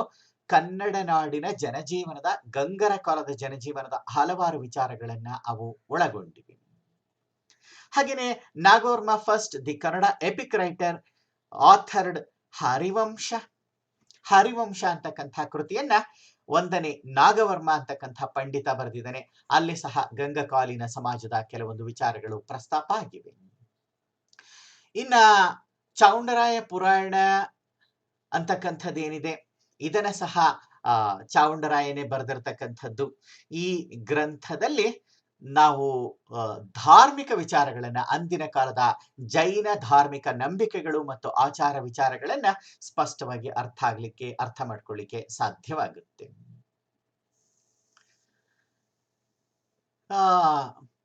ವಾದೀಬಸಿಂಹ ಅಂತಕ್ಕಂಥವನು ಗದ್ಯ ಚೂಡಾಮಣಿ ಮತ್ತೆ ಕ್ಷಾತ್ರ ಚೂಡಾಮಣಿ ಅಂತಕ್ಕಂಥ ಗ್ರಂಥವನ್ನ ಬರೆದಿದ್ದಾನೆ. Both these are prose works in Sanskrit ಅಂತಕ್ಕಂಥದನ್ನ ಕಾಣ್ತೀವಿ. ಸಂಸ್ಕೃತ ಭಾಷೆಯಲ್ಲಿ ಇರತಕ್ಕಂಥ ಗದ್ಯ ಗ್ರಂಥಗಳು ಇವು. ವಾದೀಬಸಿಂಹನ ಗದ್ಯ ಚಿಂತಾಮಣಿ ಮತ್ತು ಕ್ಷಾತ್ರ ಚೂಡಾಮಣಿ ಅಂತಕ್ಕಂಥದ್ದು ಸಾಮಾಜಿಕ ಧಾರ್ಮಿಕ ಜೊತೆನಲ್ಲೇ ಕೆಲವೊಂದು ರಾಜಕೀಯ ವಿಚಾರಗಳ ಪ್ರಸ್ತಾಪ ಸಹ ಇಲ್ಲಿರೋದನ್ನ ಕಾಣ್ತೀವಿ. ಗಂಗರ ಕಾಲಕ್ಕೆ ಸಂಬಂಧಪಟ್ಟ ಹಾಗೆ. Pujyapada who was patronized by Durvinita wrote Shabdavatara, a book on grammar. ವ್ಯಾಕರಣ ಗ್ರಂಥ ಇದು ಶಬ್ದಾವತಾರ ಅಂತಕ್ಕಂಥದ್ದು. ಪೂಜ್ಯಪಾದ ಅಂತಕ್ಕಂಥ ಜೈನ ಧಾರ್ಮಿಕ ಪಂಡಿತ ಗಂಗರ ಕಾಲದಲ್ಲಿ ಬರೆದಿರ್ತಕ್ಕಂಥದ್ದು. ಭಾಷಾ ಬೆಳವಣಿಗೆಯನ್ನ ತಿಳ್ಕೊಳ್ಳಿಕ್ಕೆ ಅತಿ ಮುಖ್ಯವಾಗಿರ್ತಕ್ಕಂಥ ಆಧಾರ ಗ್ರಂಥ ಇದು. ಇನ್ನ we now move on to Rashtrakuta period. Literary works like Kaviraja Marga by Sri Vijaya, Vikramarjuna Vijaya of Pampa, Shanti Purana by Ponna help us to reconstruct the Rashtrakuta history. These works shed light on contemporary social and political conditions of Rashtrakuta period. ನಮ್ಗೆ ಗೊತ್ತಿದೆ, ರಾಷ್ಟ್ರಕೂಟರ ಕಾಲಕ್ಕೆ ಬಂದ್ರೆ ಸಾಹಿತ್ಯ ಕನ್ನಡ ಸಂಸ್ಕೃತ ಎರಡೂ ಭಾಷೆಗಳ ಸಾಹಿತ್ಯ ಸಮೃದ್ಧವಾಗಿ ಬೆಳೀತಾ ಹೋಯ್ತು. ಕವಿರಾಜ ಮಾರ್ಗ, ಶ್ರೀ ವಿಜಯ ಅಂತಕ್ಕಂಥ ಅಮೋಘ ವರ್ಷ ಚಕ್ರವರ್ತಿ ಆಸ್ಥಾನ ಪಂಡಿತ, ಆತ ಬರೆದಿರ್ತಕ್ಕಂಥ ಗ್ರಂಥ ಅದು ಕವಿರಾಜ ಮಾರ್ಗ ಅಂತಕ್ಕಂಥದ್ದು. ಹಾಗೆ ಆದಿಕವಿ, ಕನ್ನಡದ ಮೊದಲ ಕವಿ ಎನಿಸ್ಕೊಂಡಂತಹ ಪಂಪ ಬರೆದಿರ್ತಕ್ಕಂಥ ವಿಕ್ರಮಾರ್ಜುನ ವಿಜಯ ಅಂತಕ್ಕಂಥದ್ದು, ಪಂಪ ಭಾರತ ಅಂತ ಹೇಳಿ ಸಹ ಕರಿತೀವಿ. ಪೊನ್ನ ಮೂರನೇ ಕೃಷ್ಣನ ಆಸ್ಥಾನ ಕವಿ, ಅವನು ಬರೆದಿರ್ತಕ್ಕಂಥ ಶಾಂತಿ ಪುರಾಣ. ಇವುಗಳು ರಾಷ್ಟ್ರಕೂಟ ಇತಿಹಾಸವನ್ನ ಅರ್ಥ ಮಾಡ್ಕೊಳ್ಳಿಕ್ಕೆ, ಪುನರಚನೆ ಮಾಡ್ಕೊಳ್ಳಿಕ್ಕೆ ಪ್ರಮುಖವಾದಂತಹ ಆಧಾರಗಳಾಗಿರ್ತಕ್ಕಂಥದನ್ನ ಕಾಣ್ತೀವಿ. ನಮ್ಗೆ ಗೊತ್ತಿದೆ, ಪೊನ್ನ, ಪಂಪ, ರನ್ನ ಇವರುಗಳನ್ನ ಕನ್ನಡದ ರತ್ನತ್ರಯರು ಅಂತ ಹೇಳಿ ಕರಿತೀವಿ. 3 jewels ಆಫ್ ಕನ್ನಡ ಲಿಟರೇಚರ್ ಅಂತ ಹೇಳಿ ಕರಿತೀವಿ. ಅದರಲ್ಲಿ ಇಬ್ರು, ಪಂಪ ಮತ್ತು ಪೊನ್ನ, ಇದೇ ರಾಷ್ಟ್ರಕೂಟರ ಆಶ್ರಯದಲ್ಲಿ ಇದ್ದಂತಹ ವ್ಯಕ್ತಿಗಳು. Adikavi Pampa wrote Adipurana and Pampa Bharata in Champu style. Pampa was patronized by Rashtrakuta feudatory Vemulawada Chalukya king Arikesari. ನಮ್ಗೆ ಗೊತ್ತಿದೆ, ವೇಮುಲವಾಡ ಅಂತಕ್ಕಂಥ ಪ್ರಾಂತ್ಯದಲ್ಲಿ ಆಳ್ತಾ ಇದ್ದಂತಹ ಸಾಮಂತ ಚಾಲುಕ್ಯ ರಾಜ ಅರಿಕೇಸರಿ ಏನಿದ್ದ, ಅವನ ಆಸ್ಥಾನದಲ್ಲಿ ಕನ್ನಡದ ಆದಿಕವಿ ಪಂಪ ಇದ್ದದ್ದು. ಆತ ಕವಿಯೂ ಹೌದು, ಕವಿಯೂ ಹೌದು, ಚಮೂಪತಿಯಾಗಿದ್ದವನು, ದಂಡನಾಯಕನಾಗಿದ್ದವನು, ಪ್ರಾಂತ್ಯಾಧಿಕಾರಿಯಾಗಿ ಬನವಾಸಿ ಪ್ರಾಂತ್ಯದಲ್ಲಿ ಆಳ್ವಿಕೆ ನಡೆಸಿದಂತಹ ವ್ಯಕ್ತಿಯವನು. ಆತ ಆದಿಕವಿ ಎನಿಸ್ಕೊಂಡಿರ್ತಕ್ಕಂಥ ಪಂಪ ಚಂಪು ಅಂತಕ್ಕಂತಹ ಶೈಲಿಯನ್ನ, ಹೊಸ ಶೈಲಿಯನ್ನ ಕನ್ನಡ ಸಾಹಿತ್ಯದಲ್ಲಿ ಪ್ರಯೋಗ ಮಾಡಿದಂಥ ವ್ಯಕ್ತಿ. ಮಾರ್ಗ ಕವಿ ಅಂತ ಹೇಳಿ ಸಹ ಅವನನ್ನ ಕರಿತೀವಿ. ಈ ಒಂದು ಪಂಪ ಭಾರತ ಅಂತಕ್ಕಂಥದ್ದು, ವಿಕ್ರಮಾರ್ಜುನ ವಿಜಯ ಅಂತಕ್ಕಂಥದ್ದು ರಾಜಕೀಯ ವಿಚಾರಗಳನ್ನ ಪ್ರಸ್ತಾಪ ಮಾಡ್ತಾ ಹೋದ್ರೆ, ಆದಿಪುರಾಣ ಅಂತಕ್ಕಂಥದ್ದು ಜೈನ ಧಾರ್ಮಿಕ ವಿಚಾರಗಳನ್ನ ಪ್ರತಿಬಿಂಬಿಸ್ತಕ್ಕಂಥ ಗ್ರಂಥ. ಕವಿರಾಜ ಮಾರ್ಗ by Sri Vijaya is the earliest available book on poetics in Kannada. Kaviraja Marga is a landmark work in Kannada and became a guidebook for future poets and scholars for centuries to come. Kaviraja Marga was the earliest extant literary work in Kannada and clearly mentions the extent of Karnataka as Kaveri Indama Godavari Varamirpa Nadada Kannada. ತುಂಬಾ ಮುಖ್ಯವಾದಂತಹ ಗ್ರಂಥ ಇದು. ಕವಿರಾಜ ಮಾರ್ಗ ಅಂತಕ್ಕಂಥದ್ದು ಕ್ರಿಸ್ತ ಶಕ 850ರಲ್ಲಿ ಬರವಣಿಗೆ ಕಂಡದ್ದು. ಈಗಾಗಲೇ ಹೇಳಿದಾಗೆ ಶ್ರೀ ವಿಜಯ ಅಮೋಘ ವರ್ಷ ರಾಷ್ಟ್ರಕೂಟ ಚಕ್ರವರ್ತಿಯ ಆಸ್ಥಾನದಲ್ಲಿದ್ದಂತಹ ಕವಿ ಇವನು. ಕನ್ನಡದಲ್ಲಿ ದೊರೆತಿರ್ತಕ್ಕಂಥ ಮೊಟ್ಟ ಮೊದಲ ಗ್ರಂಥ, ಲಭ್ಯವಾಗಿರ್ತಕ್ಕಂಥ ಮೊದಲ ಗ್ರಂಥ ಇದು ಕವಿರಾಜ ಮಾರ್ಗ. ಲಾಕ್ಷಣಿಕ ಗ್ರಂಥ, ಲಕ್ಷಣಶಾಸ್ತ್ರ ಗ್ರಂಥ ಇದು, ಭಾಷಾ ಗ್ರಂಥ ಇದು. ಈ ಗ್ರಂಥ ಹಲವಾರು ಶತಮಾನಗಳ ಕಾಲ, ಅಂದ್ರೆ ಇವತ್ತಿಗೂ ಸಹ ಕನ್ನಡ ಭಾಷೆ ಮತ್ತು ಕನ್ನಡ ಭಾಷೆಯನ್ನ ಸಾಹಿತ್ಯದ ಮಾಧ್ಯಮವಾಗಿ ಬೆಳೆಸಬೇಕು ಅಂತ ಹೋಗ್ತಕ್ಕಂಥವ್ರಿಗೆ ಒಂದು ದಾರಿದೀಪವಾಗಿರತಕ್ಕಂಥ ಗ್ರಂಥ ಅನ್ನೋದನ್ನ ನಾವು ಕಾಣಬಹುದು. ಕವಿರಾಜ ಮಾರ್ಗದಲ್ಲಿಯೇ ಮೊಟ್ಟ ಮೊದಲ ಬಾರಿಗೆ ನಾವು ಕಾಣ್ತಕ್ಕಂಥದ್ದು ಕರ್ನಾಟಕದ ಭೌಗೋಳಿಕ ವಿಸ್ತೀರ್ಣವನ್ನ, ಭೌಗೋಳಿಕ ವಿಶಾಲತೆಯನ್ನ ಅತಿ ಸ್ಪಷ್ಟವಾದಂತಹ ರೀತಿಯಲ್ಲಿ ಹೇಳಿರ್ತಕ್ಕಂಥದನ್ನೇ. ಅಲ್ಲಿ ಹೇಳುತ್ತೆ, ಕಾವೇರಿ ಇಂದಂ ಆ ಗೋದಾವರಿವರೆಗೆ ಇರ್ಪ ನಾಡದು ಕನ್ನಡ ಭಾವಿಸಿದ ಜನಪದ ವಸುಧಾ ಒಳೆಯ ವಿಷದ ವಿಷಯ ವಿಶೇಷಂ. ಎಂಥ ಮಾತುಗಳು, ಗಮನಿಸ್ ನೋಡಿ. ಕಾವೇರಿ ದಕ್ಷಿಣದಲ್ಲಿ, ಗೋದಾವರಿ ಉತ್ತರದಲ್ಲಿ, ಪೂರ್ವ ಪಶ್ಚಿಮಗಳಲ್ಲಿ ಸಮುದ್ರವೇ ಗಡಿ. ಇಷ್ಟು ವಿಶಾಲವಾಗಿರ್ತಕ್ಕಂಥ ನಾಡಾಗಿತ್ತು ಕನ್ನಡ ನಾಡು, ಕರ್ನಾಟಕ ಅಂತಕ್ಕಂಥ ಮಾತನ್ನ ಬಳಸಿರ್ತಕ್ಕಂಥದ್ದು. ಕನ್ನಡಿಗರ ಗುಣ ಸ್ವಭಾವಗಳನ್ನ ಸಹ ಈ ಕವಿರಾಜ ಮಾರ್ಗ ಗ್ರಂಥದಲ್ಲಿ ಅದ್ಭುತವಾಗಿ ವರ್ಣಿಸಿರೋದನ್ನ ಕಾಣ್ತೀವಿ. ಕವಿ ಚಕ್ರವರ್ತಿ ಪೊನ್ನ wrote ಶಾಂತಿ ಪುರಾಣ, ಭುವನೈಕ ರಾಮಾಭ್ಯುದಯ ಅಂಡ್ ಅದರ್ ವರ್ಕ್ಸ್ ಇನ್ಕ್ಲೂಡಿಂಗ್ ಜಿನಾಕ್ಷರಮಾಲೆ. ಕವಿ ಚಕ್ರವರ್ತಿ ಎನಿಸ್ಕೊಂಡಿದ್ದವನು ಪೊನ್ನ. ಶಾಂತಿ ಪುರಾಣ ಜೈನ ಧಾರ್ಮಿಕ ಗ್ರಂಥ, ಭುವನೈಕ ರಾಮಾಭ್ಯುದಯ ರಾಮಾಯಣದ ಕಥೆಯನ್ನ ಜೈನ ಧರ್ಮಕ್ಕೆ ಅನುಗುಣವಾಗಿ ಪರಿವರ್ತನೆ ಮಾಡಿಕೊಂಡಿರ್ತಕ್ಕಂಥದ್ದು, ಮತ್ತೆ ಜಿನಾಕ್ಷರಮಾಲೆ ಪರಿಪೂರ್ಣವಾಗಿ ಜೈನ ಧಾರ್ಮಿಕ ಗ್ರಂಥ, ಪೊನ್ನ ಬರೆದಿರತಕ್ಕಂಥದ್ದು. Somadeva Suri wrote Yashastilaka Champu and ನೀತಿ ವಾಕ್ಯಾಮೃತ. ಎರಡು ಅದ್ಭುತವಾದ ಕೃತಿಗಳು, ಯಶಸ್ ತಿಲಕ ಚಂಪು ಮತ್ತೆ ನೀತಿ ವಾಕ್ಯಾಮೃತ. ಸೋಮದೇವ ಸೂರಿ ಅಂತಕ್ಕಂಥ ಪಂಡಿತ ಇದನ್ನ ಬರೆದಿದ್ದಾನೆ. ಇವುಗಳು ಸಹ ರಾಷ್ಟ್ರಕೂಟ ಮತ್ತೆ ಅನಂತರದ ಕಾಲದ ಇತಿಹಾಸ ತಿಳ್ಕೊಳ್ಳಿಕ್ಕೆ ನೆರವಾಗ್ತಾ ಇವೆ. ಉಗ್ರಾದಿತ್ಯ ಜೈನ್ ಅಸೆಟಿಕ್, ಒಬ್ಬ ಸನ್ಯಾಸಿ ಜೈನ ಪಂಡಿತ, ರೋಟ್ ಎ ಮೆಡಿಕಲ್ ಟ್ರೀಟಿಸ್ ಕಾಲ್ಡ್ ಕಲ್ಯಾಣಕಾರಕ. ನೋಡಿ, ಸಾಹಿತ್ಯ ಅಂದಾಗ ಕೇವಲ ಬರಿಯ ರಾಜರನ್ನ ಅಥವಾ ವಿದ್ವಾಂಸರನ್ನ, ದೊಡ್ಡ ದೊಡ್ಡ ಪಂಡಿತರನ್ನ ಹೊಗಳ್ತಕ್ಕಂಥ ಗ್ರಂಥ ಅಲ್ಲ, ಮಹಾಪುರುಷರನ್ನ ಹೊಗಳ್ತಕ್ಕಂಥ ಕಥೆಗಳೆಲ್ಲ. ದಿನನಿತ್ಯದ ಬದುಕಿನ ವಿಚಾರಗಳನ್ನು ತಿಳಿಸ್ತಕ್ಕಂಥವಿರ್ತವೆ. ಇಲ್ಲಿ ಕಲ್ಯಾಣಕಾರಕ ಅಂತಕ್ಕಂಥದ್ದು ಒಂದು ವೈದ್ಯಶಾಸ್ತ್ರ ಗ್ರಂಥ. ಇದು ಆ ಕಾಲದ ವೈದ್ಯ ಪದ್ಧತಿಗಳನ್ನ, ಔಷಧ, ರೋಗಗಳು, ಇವುಗಳ ವಿಚಾರವನ್ನ ತಿಳ್ಕೊಳ್ಳಿಕ್ಕೆ ಸಾಧ್ಯ. ಇದನ್ನ ಬರೆದಿರ್ತಕ್ಕಂಥದ್ದು ಉಗ್ರಾದಿತ್ಯ ಪಂಡಿತ ಅಂತಕ್ಕಂಥವ್ರು. ಇನ್ನು Shivakotacharya wrote Vaddaradhane. It is the oldest prose work in Kannada. Vaddaradhane ತುಂಬಾ ಮುಖ್ಯವಾದಂತಹ ಗ್ರಂಥ. ಶಿವಕೋಟ್ಯಾಚಾರ್ಯ ಜೈನ ಪಂಡಿತ ಬರೆದಿರ್ತಕ್ಕಂಥದ್ದು. ಜೈನ ಧಾರ್ಮಿಕ ನಂಬಿಕೆಗಳು, ಆಚಾರ ವಿಚಾರಗಳು, ಅವತ್ತಿನ ಕಾಲದ ಸಾಮಾಜಿಕ ನಡವಳಿಕೆಗಳನ್ನ ತಿಳಿಸ್ತಕ್ಕಂಥ ಗ್ರಂಥ. Trivikrama Pandita wrote Nalachampu, the earliest Sanskrit champu work. Nalachampu ಪ್ರಾಚೀನವಾದಂತಹ ಕರ್ನಾಟಕದಲ್ಲಿ ದೊರೆತಿರತಕ್ಕಂತಹ ಒಂದು ಸಂಸ್ಕೃತ ಭಾಷೆಯ ಚಂಪು ಶೈಲಿಯಲ್ಲಿ ಇರತಕ್ಕಂತಹ ಗ್ರಂಥ. ಇದು ಬರೆದಿರತಕ್ಕಂಥದ್ದು ತ್ರಿವಿಕ್ರಮ ಪಂಡಿತ. ಗ್ರಂಥದ ಹೆಸರು Nalachampu. Acharya Jinasena and Virasena compose Dhavala and Jayadhavala. Both are Jain works. Jain ಧಾರ್ಮಿಕ ಗ್ರಂಥಗಳು ಧವಳ, ಜಯಧವಳ. ಆಚಾರ್ಯ ಜಿನಸೇನ ಮತ್ತು ವೀರಸೇನಾಚಾರ್ಯರು ರಚನೆ ಮಾಡಿರತಕ್ಕಂಥದ್ದು. ಜೈನ ನಂಬಿಕೆಗಳ ಪರಿಪೂರ್ಣ ಚಿತ್ರಣ ಸಿಗುತ್ತೆ. ಗುಣಭದ್ರಾಚಾರ್ಯ ರೋಟ್ ಉತ್ತರ ಪುರಾಣ, ಆದಿಪುರಾಣದ ಮುಂದಿನ ಭಾಗ, and completes Adipurana of Acharya Jinasena. Mahaviracharya wrote Ganita Sara Sangraha. Very important work, Ganita Sara Sangraha. It's a mathematical work. ಗಣಿತಶಾಸ್ತ್ರದ ಗ್ರಂಥ ಇದು. ಅವತ್ತಿನ ಕಾಲದ ಲೆಕ್ಕಶಾಸ್ತ್ರ, ಲೆಕ್ಕ ವಿಚಾರಗಳನ್ನ ಸ್ಪಷ್ಟವಾಗಿ ತಿಳಿಸುತ್ತೆ. Let's move on to Chalukyas of Kalyan.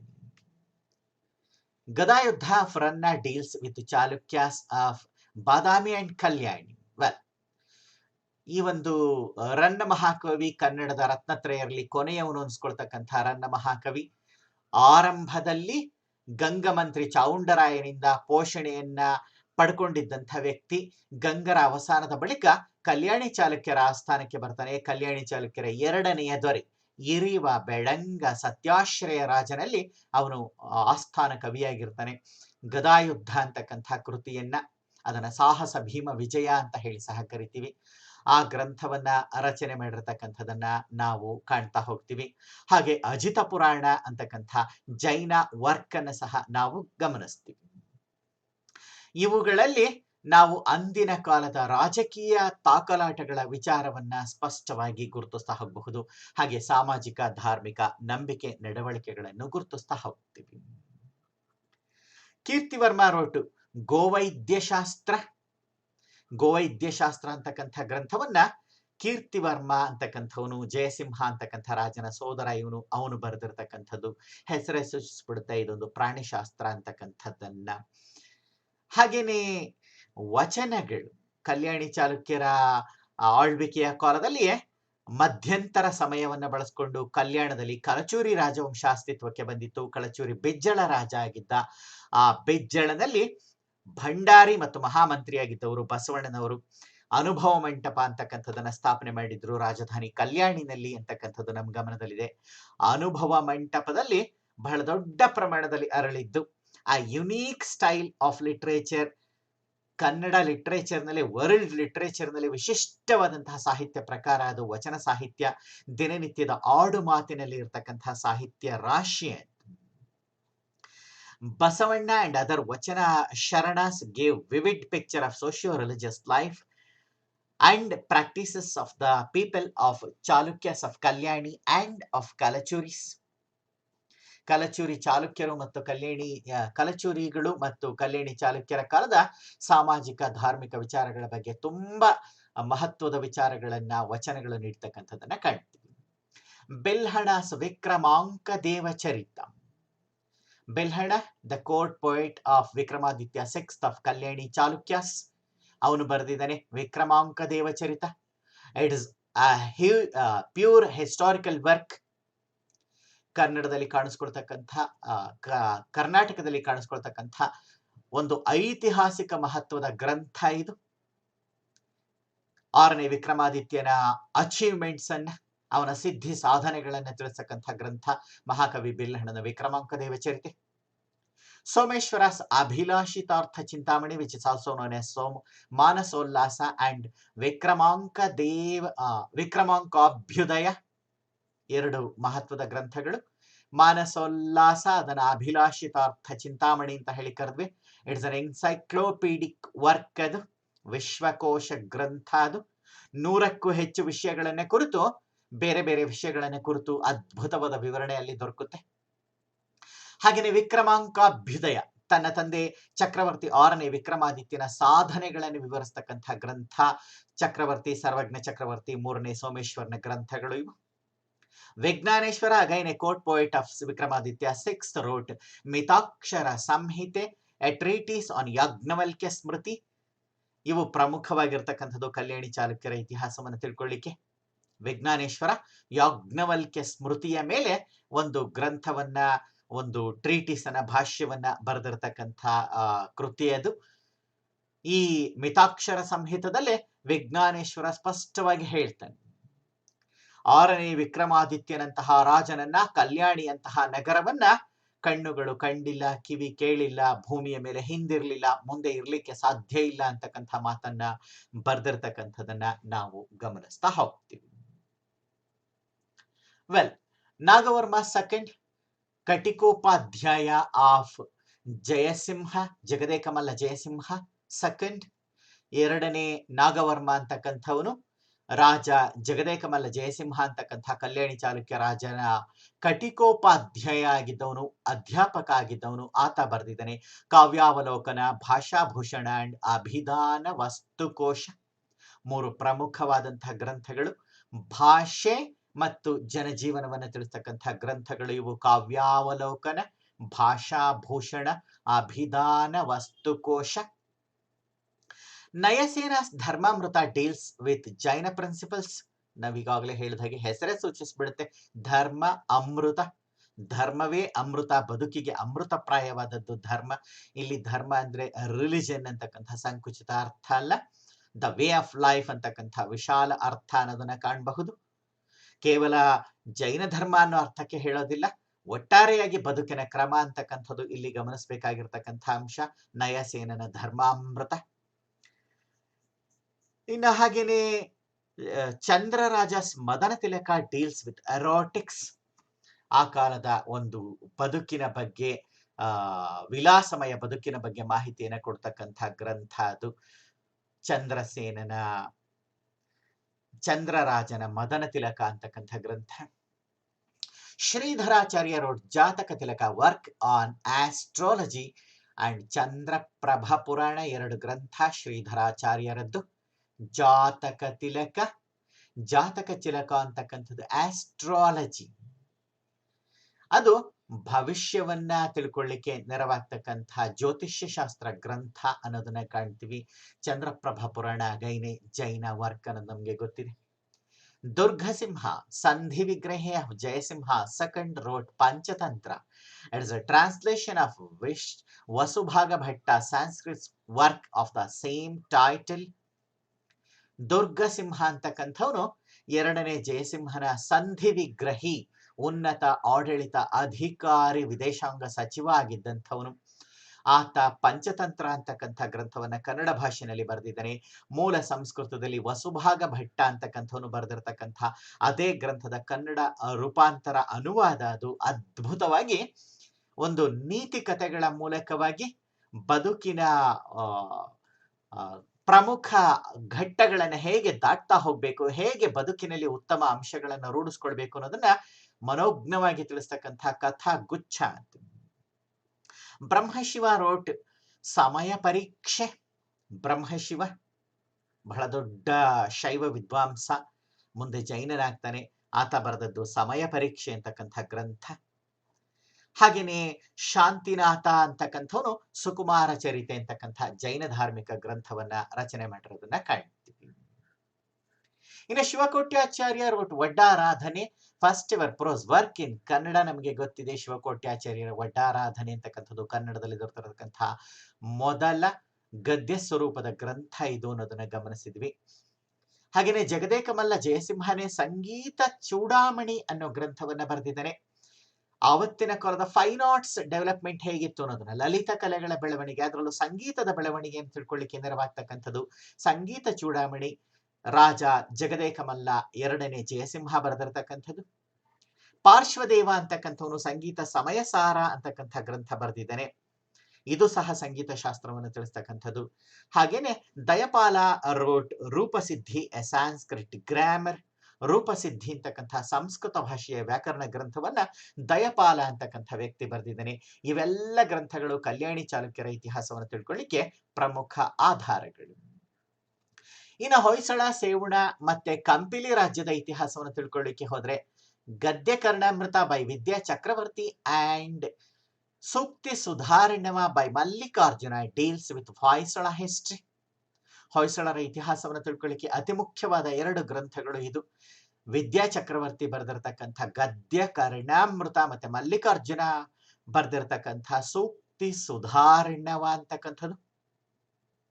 ಹಾಗೇನೆ Chaturvarga Chintamani by Hemadri throw light and Sevuna history. ಸೇವಣರು ಅವ್ರನ್ನ ಯಾದವರು ಅಂತ ಹೇಳಿ ಕರಿತೀವಿ, ದೇವಗಿರಿಯ ಯಾದವರು ಅಂತ ಹೇಳಿ ಕರಿತೀವಿ. ಕರ್ನಾಟಕದ ಉತ್ತರ ಭಾಗ ಹಾಗೇನೆ ಇವತ್ತಿನ ಬಹುತೇಕ ಮಹಾರಾಷ್ಟ್ರದ ಎಲ್ಲ ಭಾಗಗಳನ್ನ ಒಳಗೊಂಡಂತಹ ವಿಶಾಲ ಪ್ರದೇಶ. ಮೂಲ ಕನ್ನಡ ರಾಜವಂಶ ಇದು ಸೇವಣರು.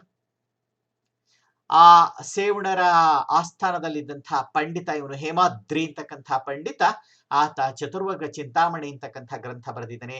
ಸೇವಣ ಇತಿಹಾಸದ ಮೇಲೆ ಬೆಳಕು ಚೆಲ್ತಕ್ಕಂಥ ಗ್ರಂಥ. ಕುಮಾರರಾಮನ ಕಥೆ of Nanjunda Kavi deals with pre Vijayanagara history, specially with state of Kampili and Tughlaq, Muhammad bin Tughlaq's attack on Kampili state. Kumararama was the prince of Kampili. ಈ ಕುಮಾರರಾಮನ ಕಥೆ ಅಂತಕ್ಕಂಥ ನಂಜುಂಡ ಕವಿಯ ಗ್ರಂಥ ವಿಜಯನಗರ ಪೂರ್ವದ ಇತಿಹಾಸವನ್ನ ತಿಳ್ಕೊಳ್ಳಿಕ್ಕೆ, ಕರ್ನಾಟಕದ ಇತಿಹಾಸವನ್ನ ತಿಳ್ಕೊಳ್ಳಿಕ್ಕೆ, ಹಾಗೇನೆ ಕಂಪಿಲಿ ರಾಜ್ಯ, ಆ ಸಣ್ಣದೊಂದು ರಾಜ್ಯ, ಅದರ ಮೇಲೆ ಉತ್ತರದ ಮುಸ್ಲಿಂ ಸುಲ್ತಾನನಾಗಿದ್ದಂತಹ ಮೊಹಮ್ಮದ್ ಬಿನ್ ತುಘಲಕ್ ದಾಳಿ ಮಾಡಿದ್ದು, ಕುಮಾರರಾಮ ಅಂತಕ್ಕಂಥ ರಾಜಕುಮಾರ ಅದನ್ನು ಯಶಸ್ವಿಯಾಗಿ ಎದುರಿಸಿದ್ದು. ಆದರೆ ಅಂತಿಮವಾಗಿ ಕಂಪಿಲಿ ರಾಜ್ಯ ಸರ್ವನಾಶವಾದಂತಹ ಇತಿಹಾಸವನ್ನ ನಾವು ಕುಮಾರರಾಮನ ಕಥೆನಲ್ಲಿ ಗಮನಿಸ್ತೀವಿ. ಇನ್ನು ವಿಜಯನಗರ ಪೀರಿಯಡ್ಗೆ ಬಂದ್ರೆ ನಮಗೆ ಅಬಾಂಡೆನ್ಸ್ ಆಫ್ ಮಟೀರಿಯಲ್ ಸಿಗುತ್ತೆ, both literary sources as well as archaeological sources ನಮಗೆ ದೊರಕತಕ್ಕಂಥದ್ದನ್ನ ಕಾಣ್ತೀವಿ. ನಾವು ವಿಜಯನಗರ ಪೀರಿಯಡ್ ಅನ್ನ ಗಮನಿಸ್ಲಿಕ್ಕೆ ಹೋದ್ರೆ, ಲಿಟರರಿ ಸೋರ್ಸಸ್ ಅನ್ನ ಗಮನಿಸ್ಲಿಕ್ಕೆ ಹೋದ್ರೆ, Madhura Vijayam by Gangambika deals with Kumara Kampana's victory over Madurai sultanate. Madurai ಮುಸ್ಲಿಂ ರಾಜ್ಯದ ಮೇಲೆ, ಅದೇ ಮಧುರೈ ಸುಲ್ತಾನರುಗಳೇ ಮೋಸದ ಯುದ್ಧದಿಂದ ಹೊಯ್ಸಳ ದೊರೆ ಮೂರನೇ ಬಲ್ಲಾಳನನ್ನ ಕೊಂದು ಹಾಕಿ ಹೊಯ್ಸಳ ಇತಿಹಾಸಕ್ಕೆ ಕೊನೆ ಹಾಡ್ತಕ್ಕಂಥ ಕೆಲಸ ಮಾಡಿದ್ದು. ಕರ್ನಾಟಕದ ಕನ್ನಡ ರಾಜಮನೆತನವನ್ನ ನಾಶಗೊಳಿಸಿದಂತಹ ಮಧುರೈ ಸುಲ್ತಾನಾಧಿಪತ್ಯದ ಮೇಲೆ ಕುಮಾರ ಕಂಪಣ ಅಂತಕ್ಕಂಥವನು ನಮ್ಗೆ ಗೊತ್ತಿದೆ. ಮೂಲತಃ ವಿಜಯನಗರದ ಸಾಮ್ರಾಜ್ಯದ ಸ್ಥಾಪಕರು ಹರಿಹರ ಬುಕ್ಕರಾಯ ಅಂತಕ್ಕಂಥವ್ರು ಅವರು ಹೊಯ್ಸಳರ ಬಳಿನಲ್ಲಿ ಕರ್ತವ್ಯವನ್ನು ನಿರ್ವಹಿಸ್ತಾ ಇದ್ದಂತಹ ಸಂಗಮ ಅಂತಕ್ಕಂಥವನ ಮಕ್ಕಳು ಅಂತಕ್ಕಂಥದ್ದು ನಮಗೆ ಗೊತ್ತಿದೆ. ಹಾಗಾಗಿ ಭಾವನಾತ್ಮಕ ಮತ್ತು ವೈವಾಹಿಕ ಸಂಬಂಧಗಳು ವಿಜಯನಗರದ ರಾಜರು ಮತ್ತೆ ಹೊಯ್ಸಳರ ನಡುವೆ ಇದ್ದದ್ದು. ಆ ಹೊಯ್ಸಳರ ಸೋಲು ಸಾವಿನ ಪ್ರತೀಕಾರವನ್ನು ತೀರಿಸ್ಕೊಳ್ಳಿಕ್ಕೆ ಕುಮಾರ ಕಂಪಣ ಅಂತಕ್ಕಂಥವನು ಮಧುರೈ ಸುಲ್ತಾನರ ಮೇಲೆ ದಾಳಿಯನ್ನು ಮಾಡಿ ಮಧುರೈ ಸುಲ್ತಾನಾಧಿಪತ್ಯವನ್ನೇ ನಾಶಗೊಳಿಸ್ತಾನೆ. ಇದನ್ನ ಗಂಗಾಂಬಿಕಾ ಅಂತಕ್ಕಂಥ ರಾಜವಂಶಸ್ಥೆ ಆಕೆ ಬರೆದಿದ್ದಾಳೆ ಮಧುರಾ ವಿಜಯಂ ಅಂತಕ್ಕಂಥ ಸಂಸ್ಕೃತ ಗ್ರಂಥದಲ್ಲಿ.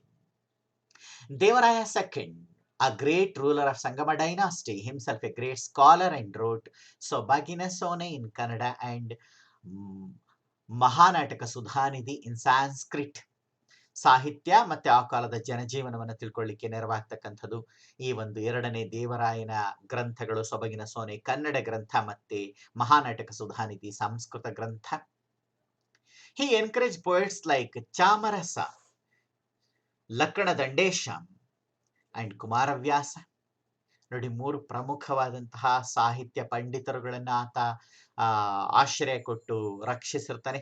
ಚಾಮರಸ ಪ್ರಭುಲಿಂಗ ಲೀಲೆ ಅಂತಕ್ಕಂಥದ್ದನ್ನ, ಅಲ್ಲಮ ಪ್ರಭುವಿನ ಸಾಧನೆಗಳನ್ನ ಕುರಿತಾದ ಗ್ರಂಥ ಅದು ಚಾಮರಸನ ಪ್ರಭುಲಿಂಗ ಲೀಲೆ. ಲಕ್ಕಣ ದಂಡೇಶ ಸೇನಾಧಿಕಾರಿ, ಪ್ರಾಂತ್ಯಾಧಿಕಾರಿ, ಹಾಗೆ ಮಹಾಕವಿ. ಅವನು ಶಿವತತ್ವ ಚಿಂತಾಮಣಿ ಅಂತಕ್ಕಂಥ ಗ್ರಂಥ ಬರೆದಿದ್ದಾನೆ. ಕುಮಾರವ್ಯಾಸ ಕನ್ನಡಿಗರ ಮನಸ್ಸಿನಲ್ಲಿ ಸದಾ ಉಳಿದಿರ್ತಕ್ಕಂಥ ಕವಿ, ವೈಷ್ಣವ ಕವಿ. ಆತ ಬರೆದಿರ್ತಕ್ಕಂಥ ಗದುಗಿನ ಭಾರತ, ಅದನ್ನ ಕರ್ನಾಟ ಭಾರತ ಕಥಾ ಮಂಜರಿ ಅಂತ ಹೇಳಿ ಸಹ ಕರೀತಾರೆ.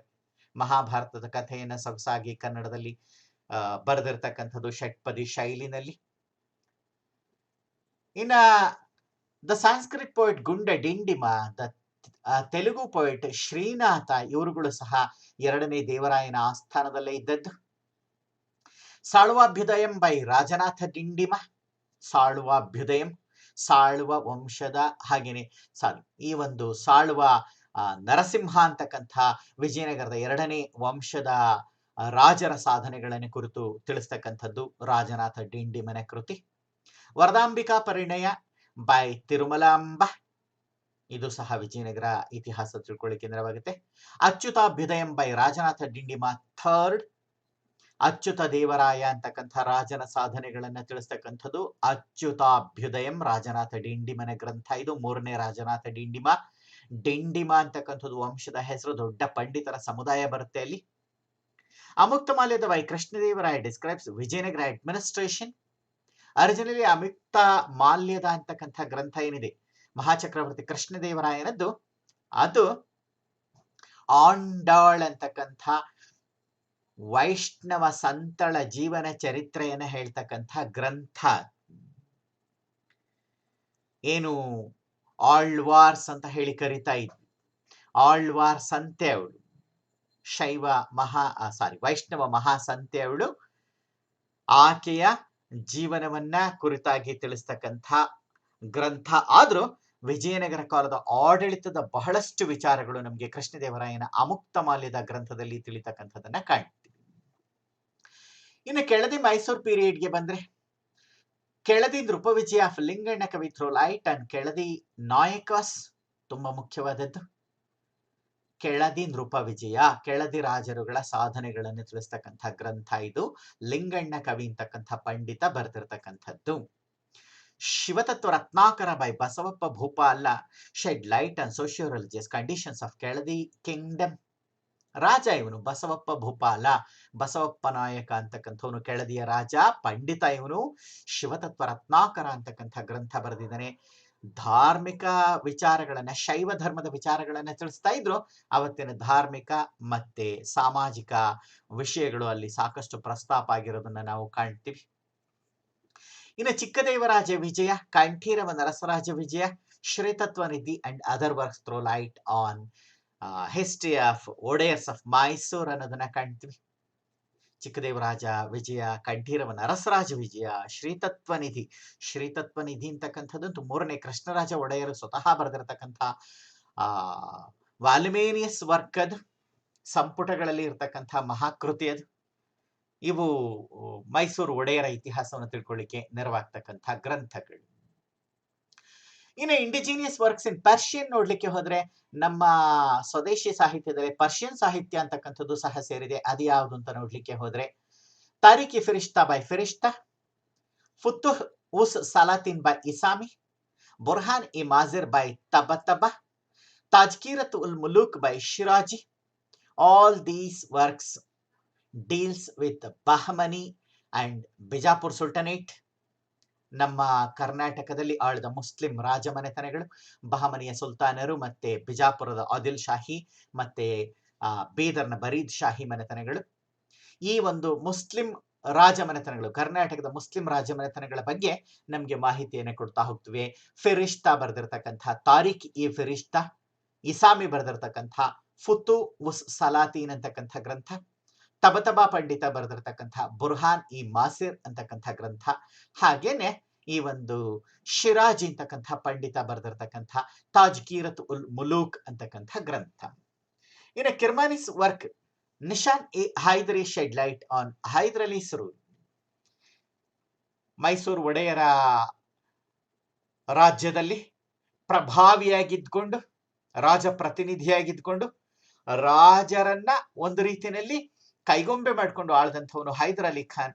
ಅವನ ಇತಿಹಾಸದ ಬಗ್ಗೆ ಬೆಳಕು ಚೆಲ್ತಕ್ಕಂಥದ್ದು ಕಿರ್ಮಾನಿ ಅಂತಕ್ಕಂಥ ಪಂಡಿತ ಬರೆದಿರ್ತಕ್ಕಂಥ ನಿಶಾನ್ ಇ ಹೈದರಿ ಅಂತಕ್ಕಂಥ ಗ್ರಂಥ. Now we move on to foreign accounts which deals about the history of Karnataka. Foreign accounts ಅಥವಾ ವಿದೇಶಿ ಬರವಣಿಗೆ ಎಂದಾಗ ಪ್ರಧಾನವಾಗಿ ಮೆಮೈರ್ಸ್ ಮತ್ತು ಟ್ರಾವಲಾಗ್ಸ್ ಅನ್ನು ಗಮನಿಸ್ತೀವಿ.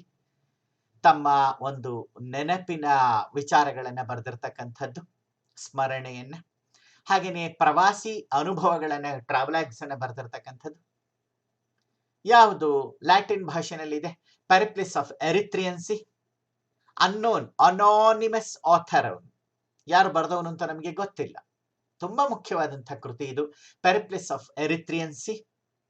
ಹಾಗೆ ಜಿಯೋಗ್ರಫಿ ಬೈ ಟಾಲೆಮಿ, ಟಾಲೆಮಿ ಅಂತಕ್ಕಂಥ ಗ್ರೀಕ್ ಪಂಡಿತ ಬರೆದಿರ್ತಕ್ಕಂಥ geography. Both these works informs on maritime contacts of Karnataka. ಕರ್ನಾಟಕದ ಮ್ಯಾರಿಟೈಮ್ ಕಾಂಟ್ರಾಕ್ಟ್ಸ್, ಸಾಗರೋತ್ತರ ಬಾಂಧವ್ಯಗಳು ಬೇರೆ ದೇಶಗಳ ಜೊತೆಯಲ್ಲಿ, ಎಸ್ಪೆಷಲಿ ಗ್ರೀಕ್ ಅಂಡ್ ರೋಮ್ ಜೊತೆಯಲ್ಲಿ ನಮ್ಮ ಕರ್ನಾಟಕ ಹೊಂದಿದ್ದಂತಹ ಸಾಗರೋತ್ತರ ಬಾಂಧವ್ಯಗಳನ್ನ, ವ್ಯಾಪಾರ ವಾಣಿಜ್ಯ ಇತರ ಬಾಂಧವ್ಯಗಳನ್ನ ಕುರಿತು ಅದ್ಭುತವಾದ ಮಾಹಿತಿಯನ್ನು ತಿಳಿಸ್ತಕ್ಕಂತಹ ಗ್ರಂಥಗಳು Periplus of the Erythraean Sea, ಹಾಗೇನೆ ಈ ಒಂದು ಜಿಯೋಗ್ರಫಿ ಅಂತಕ್ಕಂಥ ಗ್ರಂಥಗಳು. ಇನ್ನು Siyuki by Hiuen Tsang reveals conditions of Chalukyan empire. ನಮ್ಗೆ ಗೊತ್ತಿದೆ ಸಿಯುಕಿ ಹೇನ್ ಸಾಂಗ್ ನ ಗ್ರಂಥ. ಹೇನ್ ಸಾಂಗ್ ಅವನನ್ನ ಪ್ರಿನ್ಸೆಸ್ ಆಫ್ ಪಿಲ್ಗ್ರಿಮ್ಸ್ ಅಂತ ಹೇಳಿ ಕರೀತಾರೆ, ಪ್ರವಾಸಿಗಳ ರಾಜಕುಮಾರ ಅಂತಾರೆ. Was a celebrated Chinese Buddhist traveller, toured South India, visited the court of Pulakeshin II.